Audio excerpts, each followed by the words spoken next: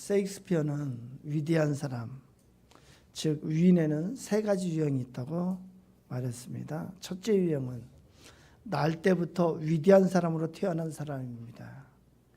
세상에는 선천적으로 뛰어난 위인형이 있는 것 같습니다.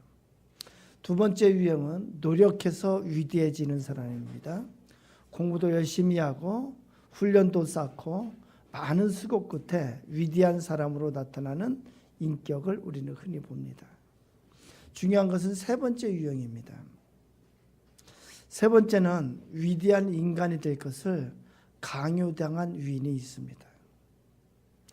여러분, 악처를 만나면 철학자가 된다는 말을 들어보셨습니까? 집안살이가 골치 아프고 재미없다 보니까 인생 문제를 깊이 생각하게 되고 그러다 보니 철학자가 되었다는 것입니다. 우리가 소크라테스의 케이스를 너무나 잘 알고 있습니다. 그 밖에도 많은 철학자들이 배우자는 잘못 만났기 때문에 철학자가 된 그런 경우가 있는 것 같습니다. 우연인지 모르지만 실제로 악처를 만났기 때문에 철학자가 됐는지도 모릅니다. 그럴 수밖에 없도록 강요당하는 강제성, 그 속에서 위대한 인격이 되고 위대한 신앙인이 되는 경우가 있습니다. 사회학자 피터 버거나 루크만 같은 학자는 사람의 자기 형성 과정을 가리켜 사회화라 부르고 있습니다. 즉 사회성을 가진 건강한 사람으로 성장한다는 것입니다. 이 사회화의 과정에는 두 가지, 즉 객관화와 내면화가 있습니다. 먼저 객관화입니다. 우리는 세상에 살면서 늘 밖으로부터의 도전을 받습니다. 외부의 상황에 항상 접하게 되고 거기에 적응해야 합니다. 많은 상황과 많은 사물에 접하고 많은 인격에 접합니다. 집단의 기대에 부응하고 적응하기 위해서 스스로 노력하게 됩니다. 내가 하고 싶은 대로만 해서는 안 된다는 것을 깨닫게 됩니다. 하기 싫더라도 해야만 하는 것은 해야 된다는 것을 깨닫게 됩니다. 그래서 나만의 세계를 깨트리고 밖으로 나와야 됩니다. 이것을 객관화라고 합니다. 사회라고 하는, 공동체라고 하는 권위와 체계와 질서와 가치, 이런 것을 인정할 수밖에 없습니다. 세상 일이 내 마음대로는 되지 않는다는 것을 깨닫게 됩니다. 내 마음대로 하는 것이 아니라 이 같은 객관성을 인정하고 따를 수밖에 없다는 수용적인 자세가 필요합니다. 이것을 객관화라고 합니다. 그리고 여기서 한 걸음 더 나아갑니다. 객관화된 문화와 사회라고 하는 주어진 상황에 그대로 동화되고 생각 없이 끌려만 가는 것이 아니고 이것을 바탕으로 해서 그 과정 가운데서 자아 정체감을 형성해 갑니다. 이것을 내면화라고 합니다. 대단히 잘된 설명이라고 생각을 합니다. 이렇게 객관화와 내면화가 잘 되었을 때 건강한 사회성을 가진 인격이 형성되게 됩니다. 그런데 우리가 이렇게 다른 많은 영향을 받아가면서 자기 형성을 이루는 데에는 특별한 그런 중요한 다른 사람이 있습니다. 중요한 타자가 있습니다. 결정적인 영향을 주는 다른 사람이 있습니다. 대부분의 인생에 있어서 아마도 가장 중요하고 큰 영향을 주는 사람이 있다면 아마 부모님일 것입니다. 또는 자기를 가르쳐준 선생님일 수도 있습니다. 아니면 어떤 친구일 수도 있습니다. 그 중요한 자가 누구냐, 이것이 참 중요합니다. 그 중요한 자가 누구냐, 이것이 자기 정체성을 이루는데 참 중요한 역할을 합니다. 이런 말이 있습니다. 누구건 한 사람이 예수 그리스도를 믿으려면은 참된 그리스도인을 한 사람은 만나야 한다는 말이 있습니다. 내가 꼭 저분만 같았으면 좋겠다. 저분을 닮아가고 싶다. 저분은 누구일까? 그렇게 생각되는 사람이 있습니다. 바로 그 사람이 그리스도인이라면은 거기에 감동을 받고 올바른 그리스도인이 됩니다. 그런데 반대로 생각을 해봅니다. 가장 존경하고 가까이에서 영향을 끼칠 중요한 사람이 실은 가짜 교인이고 위선자고 믿음과 생활이 일치하지 않는 사람이라면 어떻게 될까요? 이런 사람을 한 번이라도 보고 나면 그 충격 때문에 어쩌면 일생 동안 예수 그리스도를 안 믿을 수도 있습니다. 실제로 이런 피해를 입은 사람들이 참 많습니다. 사랑하는 여러분, 여러분은 여러분이 모르는 사이에도 그 누군가에게 중요한 사람이에요. 중요한 영향을 미치는 중요한 타자입니다. 여러분의 말과 행실이 그 누군가를 그리스도인의 길로 이끌 수도 있고 아니면 그 길을 막아버릴 수도 있습니다. 이 점을 항상 명심해야 됩니다. 오늘 본문에 들어갑니다. 교회들마다 부흥의 열망을 가지고 있습니다. 하지만 현실은 그렇지가 못합니다. 성장하는 교회보다 성장하지 못하는 교회들이 훨씬 더 많습니다. 교회가 성장하지 못하면 목회자도 힘들고 성도들도 힘듭니다. 오늘 본문은 예루살렘 교회에 대해 기록하고 있습니다. 그런데 7절을 보면은 예루살렘 교회가 점점 왕성하여 제자들의 수가 심히 더 많아지고 제사장의 무리까지 도에 복종하는 기적이 일어났습니다. 어떻게 이런 부흥이 일어났을까요? 부흥의 내용을 한번 볼까요? 첫 번째로 점점 왕성하여 그럽니다. 매일 숫자가 늘어났다는 말입니다. 매일 교회의 성장이 계속되었다는 것입니다. 제자의 수가 더 심히 많아지고 이렇게 말씀합니다. 여기서 제자는 일반 성도가 아니라 훈련된 성도들입니다. 성숙된 성도들이 많아졌다는 말입니다. 헌신하고 섬기는 훈련된 일꾼들이 계속해서 일어났습니다. 허다한 제사장의 무리도 이 도에 복종하니라 이렇게 말합니다. 유대교의 유대인 중에 제사장의 무리들이 복음으로 돌아왔고 타종교나 이교도들까지 복음을 받아들였다는 뜻입니다. 이것은 양적인 부흥과 질적인 부흥이 일어난 것입니다. 어떻게 이런 일이 일어났을까요? 예루살렘 교회는 어떤 교회이기에 이런 부흥이 지속적으로 계속되었을까요? 우리 교회도 이런 부흥 운동이 일어나기를 소원합니다. 본문에 예루살렘 교회의 부흥 비결이 있습니다. 3절입니다. 형제들아 너희 가운데서 성령과 지혜가 충만하여 칭찬받는 사람 7을 택하라. 우리가 이 일을 그들에게 맡기고. 그 비결은 직분자들, 집사들 때문에 일어났습니다. 7명의 집사들을 세워서 여러 가지 일들을 맡겼더니 이 집사들이 교회 부흥의 주역이 되었습니다. 사도들이 집사들에게 맡겨준 사명을 제대로 감당했기 때문입니다.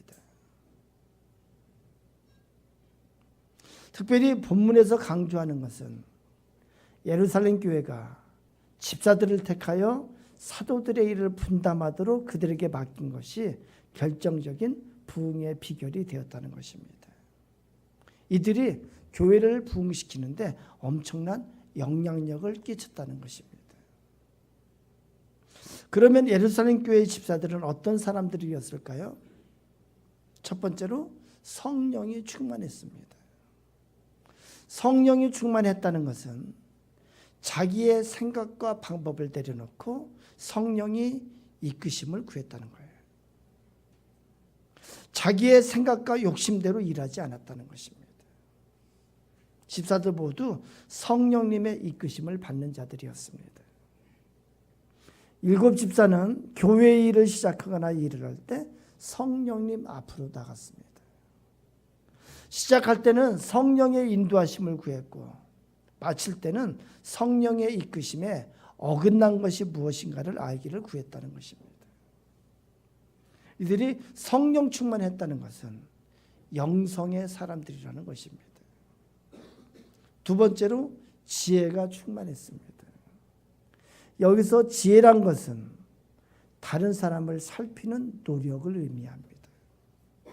상대방의 입장에서 무엇이 필요하고 어떻게 해야 할지를 먼저 생각했습니다. 다른 사람들을 먼저 배려하는 집사들의 삶이 지혜로운 자들로 여겨졌습니다. 지혜는 다른 사람을 먼저 살피고 채우는 삶이 바로 지혜의 삶입니다. 세 번째로 칭찬 듣는 사람이었습니다. 여기서 칭찬 듣는 사람이란 것은 솔선수범하는 사람 혹은 본을 보이는 사람이라는 뜻입니다. 다른 성도들이 집사들의 삶을 인정하고 본받기로 결정했다는 의미입니다. 저 집사님처럼 살아야지. 저 집사님처럼 해야지. 저 집사님처럼 헌신해야지. 그러한 모습이었다는 것입니다. 그 결과 교회는 채워지고 또 채워졌습니다. 매일 수많은 성도들과 일꾼들이 집사들의 신앙을 따라서 교회를 섬기기 시작했습니다. 이런 집사들의 헌신이 사도들로 하여금 말씀과 기도에 집중하는 목회를 하게 했습니다. 그 결과 교회가 채워지고 채워졌습니다. 채우시는 하나님이 같이 하셨습니다. 사랑하는 여러분, 지금 우리 교회는 어떻습니까? 연말쯤에 이제 목사님들 보이면은 1년 동안을 얘기하는 경우가 많이 있습니다. 대부분의 목사님들이 요즘은 교회 부흥이 되지 않는다고 말합니다. 그래서 교회가 현상 유지하면 잘한 것이라고 그렇게 자주 섞인 말들을 하게 됩니다. 그렇습니다. 이 시대 교회의 성장은 참 어려운 것 같습니다. 우리 교회도 이제 1년을 결산하고 있는 중인데 곧 있으면 이제 사무총회가 있는데 우리 교회도 현상 유지 전도를 하고 있습니다. 왜 성장하지 못할까? 왜 성장하지 못할까요? 원인이 있습니다. 그것은 우리 모두 각자에게 부여된 사명에 충실하지 못했기 때문에 그렇습니다. 하나님 앞에 받은 사명, 교회 앞에 받은 사명에 충실하지 못했기 때문입니다. 하나님은 우리 교회를 부흥하고 성장하는 교회로 사용하시기를 원하십니다. 우리 교회를 통해서 더 많은 영혼이 구원받고 더 많은 영혼이 하나님 앞에 나오기를 하나님께서는 기대하고 계십니다. 오늘 본문에 보면 7명의 집사들이 교회 부흥의 주역이 되었습니다. 우리 교회는 그 숫자보다 많은 집사님들이 있습니다. 그래서 저는 확신합니다. 우리 교회도 부흥 성장할 수가 있습니다. 다음 질문에 답이 필요합니다. 나는 성령의 이끄심을 받고 있는가? 나는 성령의 이끄심에 순종하고 있는가? 나의 욕심을 따라가고 있지 않은가? 성경보다는 나의 생각을 따라가고 있지 않은가? 두 번째는 나는 다른 사람을 먼저 섬기는 지혜로운 자인가? 여전히 옛 모습을 버리지 못하고 교만함과 어리석음 가운데 있지 않는가? 나는 다른 사람 앞에 온유한가? 나는 다른 사람 앞에 겸손한가?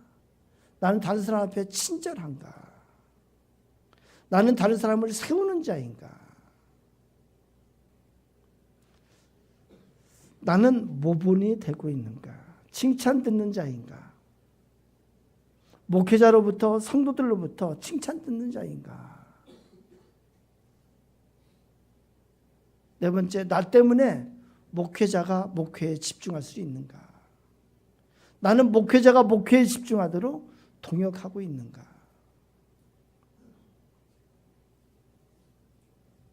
그러면 어떻게 하면 될까요? 내가 먼저 맡겨진 일에 충성하면 됩니다. 7명의 집사가 예루살렘 교회의 부흥의 주역이었음을 잊지 말아야 합니다. 우리 각자는 직분을 맡은 자로서 내가 우리 교회의 부흥의 주역이 되어야 되는 것을 생각해야 됩니다. 더 이상 사명과 책임을 회피하지 말아야 합니다. 이름뿐인 직분자들은 이제 일어서야 합니다. 각자 자기의 자리를 감당할 때 교회가 성장하게 됩니다. 다른 사람 중심으로 일해야 합니다. 자신에게 집중하지 마시고 다른 분들에게 집중해야 됩니다. 누구의 필요를 섬길 것인지를 찾아야 됩니다. 교회 안에 여러분의 손길이 너무나도 많이 필요합니다. 각 구석에 여러분의 손길이 필요합니다. 마지막으로 사명을 감당하는 과정에 나타나는 문제들이 있습니다. 여기 예루살렘 교회도 그랬습니다. 이 문제들을 이겨내야 됩니다. 고통 없는 성장은 없습니다. 교회 안에 문제가 없는 경우는 없습니다. 하나님은 여러분을 통해 우리 교회를 일으키기를 원하십니다. 요즘 우리 야고보서를 큐티하고 있는데 야고보서를 큐티하면서 새롭게 깨닫는 일들이 많습니다. 먼저 깨닫는 것이 뭐냐면은 주일 예배 이 한 번만으로는 우리의 신앙생활이 너무 이렇게 빈약할 수가 있다는 거예요. 그래서 제가 여러분에게 부탁하고 당부할 것이 하나 있습니다. 말씀을 배우기 위해서는 큐티가 참 필요한 것 같아요. 매일매일 말씀을 성경을 권별로 전체적으로 이렇게 말씀을 배울 수 있는 것은 큐티가 좋은 것 같습니다. 또 하나는 주일 오후 목장 모임이 우리의 신앙생활에 꼭 필요합니다. 오후의 목장 모임은 중요한 예배입니다. 꼭 오후 목장에 참석하는 여러분 되기를 바랍니다. 그리고 오후 목장에 여러분이 오후 목장 하시면서 아시겠지만 체계적으로 말씀을 배울 수 있는 기회입니다. 성경을 전체적으로 체계적으로 말씀을 배웁니다. 요즘은 선지서의 내용에 대해서 배우고 있습니다. 꼭 말씀을 배우고 말씀대로 순종하는 복된 여러분 되시기를 축원합니다. 요즘 야고보서를 큐티하면서 야고보서 우리에게 가르쳐 주신 것이 신앙생활의 과정에 두 축의 중요한 두 과정이 있습니다. 하나는 로마서의 과정이 있습니다. 그것은 하나님의 백성이 되는 과정입니다. 순전한 하나님의 은혜에 의해서 구원받는 과정이 있습니다. 이스라엘 백성이 애굽의 노예에서 구원받는 과정이 있었습니다. 그것은 자신들의 공로가 아니고 자신들의 행위가 아니고 일방적인 하나님의 은혜에 의해서 되었습니다. 6월절 어린 양의 피를 바름을 통해서 그들은 죄와 사망에서 구원을 받았습니다. 믿음으로 구원을 받습니다. 죄와 사망의 권세에서 구원받습니다. 이것이 신앙생활에 그리스도인이 되는 과정의 첫 번째 과정입니다. 그 다음 과정이 바로 야고보서의 과정이라고 볼 수가 있습니다. 이스라엘 백성이 출애굽한 후에 시내산에서 그러니까 출애굽한 후에 바로 가나안 땅으로 들어가지를 못했습니다. 시내산에서 그들은 율법을 받았습니다. 그건 뭐냐면은 하나님의 백성으로서 마땅히 살아가야 하는 법을 받았어요. 그것은 하나님의 법이고 율법을 받았습니다. 그래서 율법대로 살지 못하면은 하나님 앞에 죄가 되고, 율법대로 살지 못하면은 가나안 땅에 들어갈 자격이 없게 됩니다. 가나안 땅에 들어갈 수가 없습니다. 율법대로 살아야, 하나님의 뜻대로 살 때 가나안 땅에 들어가기에 합당한 자가 됩니다. 야고보서를 보면서, 야고보서 2장을 우리가 큐티했는데 2장 1절에 외모로 사람을 차별 대우하지 말라고 그렇게 말씀합니다. 2장 1절에 이렇게 기록합니다. 내 형제들아, 영광의 주 곧 우리 주 예수 그리스도에 대한 믿음을 너희가 가졌으니 사람을 차별하여 대하지 말라. 그렇습니다. 그리스도에 대한 믿음을 가졌으니, 우리가 그리스도인이 되었으니 이제는 사람을 차별하여 대하지 말라고 그렇게 말합니다. 2장 9절에는 이렇게 말합니다. 만일 너희가 사람을 차별하여 대하면 죄를 짓는 것이니 율법이 너희를 범법자로 정죄하리라 이렇게 말합니다. 그것은 하나님 앞에 죄를 짓는 거예요. 율법이 너희를 범법자로 정죄하리라 이렇게 말합니다. 하나님의 백성이 외모를 가지고 사람을 차별 대우하면은 그것은 하나님 앞에 심판받을 죄가 된다는 것 말씀합니다. 연결해서 생각을 해보면은 예수님이 요한복음에 새 계명을 주십니다. 예수님의 명령입니다. 계명입니다. 율법입니다. 요한복음 13장 34절 35절을 보면은 새 계명을 너희에게 주노니 서로 사랑하라. 내가 너희를 사랑한 것 같이 너희도 서로 사랑하라. 너희가 서로 사랑하면 이로써 모든 사람이 너희가 내 제자인 줄 알리라. 예수님께서 계명을 주셨습니다. 마땅히 그리스도인이 지켜야 될 법입니다. 제가 물어볼까요? 예수 그리스도 앞에 설 때 우리가 서로 사랑하지 않는 모든 것이 죄가 될까요? 안 될까요? 네? 안 돼요? 죄가 된다는 거예요. 그렇죠. 죄예요. 큰 죄예요. 심판받을 죄가 된다는 거예요. 예수님께서 마태복음 28장 19절 20절에 지상 명령을 주셨습니다. 지극히 높은 명령입니다. 너희는 가서 모든 민족으로 제자를 삼아 아버지 아들과 성령의 이름으로 세례를 베풀고 내가 너희에게 분부한 모든 것을 가르쳐 지키게 하라. 예수 그리스도의 명령을 우리는 사명이라고 그렇게 말합니다. 제가 물어볼까요? 사명을 외면하면은 죄일까요? 죄가 아닐까요? 명령을 주셨습니다. 마땅히 하나님의 백성으로서, 마땅히 그리스도인으로서 해야 될 일을 명령하셨습니다. 그런데 그 사명을 외면한다면 바로 우리의 주인 앞에 죄가 됩니다. 달란트 비유를 보면은 명백하게 사명에 대한 말씀을 주십니다. 달란트 비유를 보면은 한 달란트를 맡은 자가 있고, 두 달란트를 맡은 자가 있고, 5달란트를 맡은 자입니다. 여기는 주인과 종의 관계로 설명을 합니다. 그렇습니다.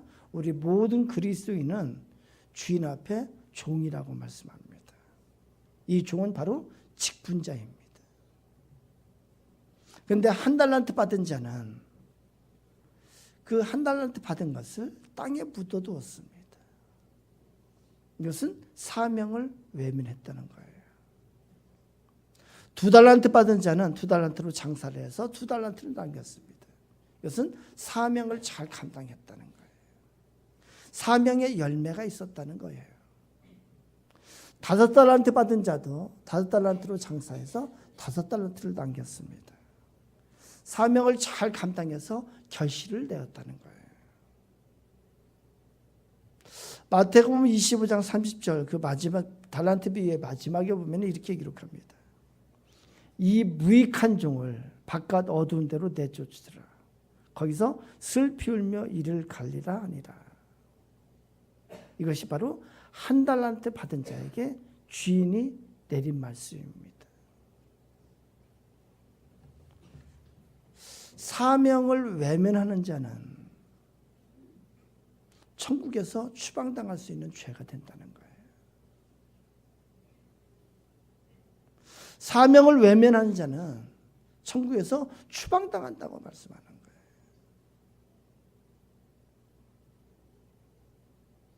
예루살렘 교회는 집사들이 앞장서서 사명을 감당했습니다. 그러자 교회가 부흥하고 성장했습니다.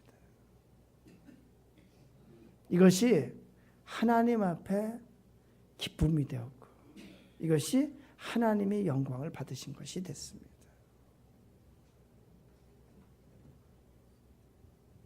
저는 목회자로서 항상 변치 않는 소망이 있습니다. 그것은 우리 교회의 부흥과 성장입니다. 이제 우리 교회 창립 19주년이 됐습니다. 그러다 보니까 저희 은퇴도 이제 카운트 한 손가락 안에 다 들어와요. 저는 오랫동안 우리 교회 100명 출석을 위해서 기도하고 있습니다. 기도하면서 현재 우리 교회 100명 이상 출석할 걸 줄 믿으면서 우리 교회가 100명 이상이 되면 우리 교회가 좁습니다. 수용하기에 좁습니다. 그래서 한편 여건물 살 수 있도록 기도도 하고 있습니다. 여러분은 어떻게 생각할지 모르지만 저는 기회가 왔을 때 기회를 놓치지 않기 위해서 준비를 하고 있습니다. 우리 교회 재정에서 항상 재정을 아껴서 건축 선교 적립금으로 준비를 하고 있습니다. 요즘 기도하면서 그런 생각이 들었습니다. 여건물이 우리 교회에 나오질 않는데 우리 교회가 100명 출석하게 되면은 하나님께서 우리에게 여건물을 주시지 않을까 그런 생각을 하고 있습니다. 할렐루야.